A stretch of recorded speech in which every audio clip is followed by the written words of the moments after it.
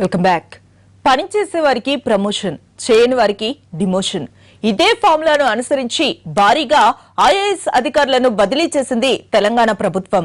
పాలనాపరమైన సంస్కరణలను మొదలుపెట్టిన టీసీఎం అధికారుల పనితీరు, వారిపై వస్తున్న ఆరోపణల ఆధారంగా కొందరిపై వేటు వేశారు. ఓటర్ల తొలగింపుతో పాటు ఆర్పాటపు ప్రకటనలతో వివాదాస్పదమైన జీహెచ్ఎంసీ కమిషనర్ సోమేష్ కుమార్ ను అప్రధాన్యత శాఖకు పంపించారు. తెలంగాణ రాష్ట్రం ఏర్పడిన తర్వాత తొలిసారిగా భారీ స్థాయిలో ఉన్నతాధికారుల ప్రక్షాళన చేపట్టింది కేసీఆర్ సర్కార్. అధికారుల పనితీరుపై క్షేత్రస్థాయి నుంచి నివేదికలు తెప్పించుకున్న ముఖ్యమంత్రి కేసీఆర్ ఐఏఎస్ అధికారుల స్థానచలనంలో ఊహించని నిర్ణయాలు తీసుకున్నారు. 21 మంది ఐఏఎస్ అధికారులతో పాటు ఒక ఐఆర్ఎస్ ఆఫీసర్ను కూడా బదిలీ చేశారు. వీరంతా సీనియర్ ఐఏఎస్ అధికారులు, ముఖ్య కార్యదర్శి హోదా ఉన్నవారే. ప్రభుత్వ పథకాలను ప్రజల్లోకి తీసుకువెళ్లడంలో సీరియస్ గా పనిచేయని వాళ్లను, పాలనాపరమైన ఆరోపణలు ఎదుర్కొంటున్న వారిని తప్పించారు. Greater Hyderabad municipal commissioner Somesh Kumar బదిలీ రాజకీయ వర్గాల్లో సంచలనం రేపుతోంది.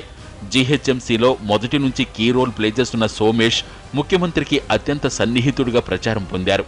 అయితే ఆయన పనితీరుపైన, ప్రవర్తనపైన ఎన్నో విమర్శలు కూడా ఉన్నాయి. ముఖ్యంగా జీహెచ్ఎంసీ పరిధిలో ఓట్ల తొలగింపు వ్యవహారం వివాదాస్పదంగా మారింది. విపక్షాలు కేంద్ర ఎన్నికల సంఘానికి కూడా ఫిర్యాదు చేశాయి. ఈసీ విచారణ బృందాన్ని కూడా ఏర్పాటు చేసింది. ఈ పరిస్థితుల్లో సోమేష్ బదిలీ హాట్ టాపిక్ అయింది. పని తక్కువగా, హడావుడి ఎక్కువగా ఉన్న ఆరోపణలు సోమేష్ పై ఉన్నాయి. హైదరాబాద్లో గుంతలు కనిపిస్తే 1000 రూపాయలు ఇస్తామంటూ ఆర్భాటంగా ప్రకటనలు చేశారు. ఇప్పటికీ హైదరాబాద్లో రోడ్ల దుస్థితి మారలేదు. చాలా విషయాల్లో సోమేష్ అత్యుత్సాహంతో వ్యవహరించారన్న విమర్శలున్నాయి. జీహెచ్ఎంసీలో తనకు తిరుగులేదన్నట్లుగా వ్యవహరిస్తున్నారని, ఎవరినీ పట్టించుకోవటం లేదని ఉద్యోగస్తుల నుంచి ప్రజాప్రతినిధుల వరకు కంప్లైంట్స్ ఉన్నాయి. తెలుగు రాష్ట్రాల మధ్య ఐఏఎస్ల విభజనలో ఏపీకి కేటాయించిన క్యాట్ను ఆశ్రయించి మరీ తెలంగాణలోనే కొనసాగుతున్నారు సోమేష్.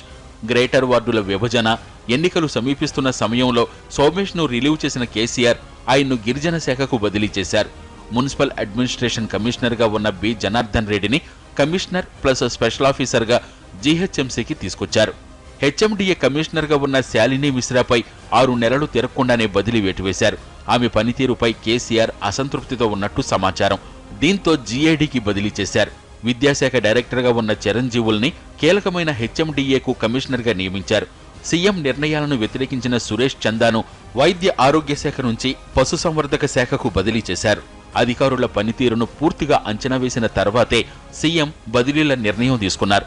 పాలన విషయంలో చురుగ్గా ఉంటూ సామర్థ్యంతో ముందుకు వెళుతున్న వారికి కీలక శాఖలు అప్పగించారు. రాష్ట్ర విభజన తర్వాత ఐఏఎస్ల కేటాయింపుకు కేంద్రం చాలా కాలం తీసుకుంది. దీంతో తెలంగాణలో పరిపాలన గాడిన పెట్టడం ప్రభుత్వానికి సవాల్గా మారింది. 16 నెలలుగా అధికారుల తీరును పరిశీలిస్తున్న ముఖ్యమంత్రి భారీ మార్పులతో ప్రక్షాళన షురూ చేశారు.